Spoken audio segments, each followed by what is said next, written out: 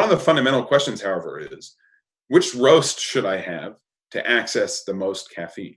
And then the next question is which brew method?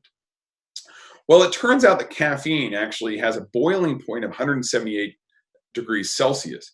And the typical roast drop temperature is like 200 and, I don't know, let's say 30 or something like this, 200 in that vicinity.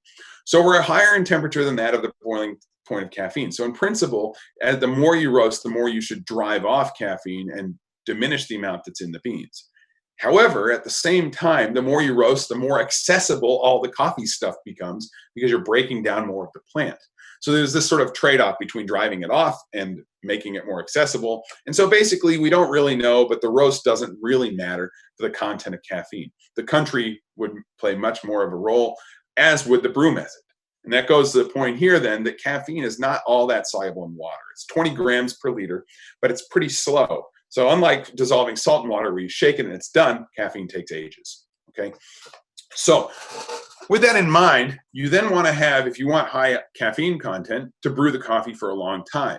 And so espresso, which is brewed in the order of seconds, tens of seconds, typically then contains less caffeine. So here you can see that 2 short shots, a double ristretto if you like, is 140 milligrams of caffeine total, whereas if you compare that to basically any of the 16-ounce cups that we would drink here in the United States, all of these contain far more caffeine. Now, interestingly, both of them contain about the same mass of coffee.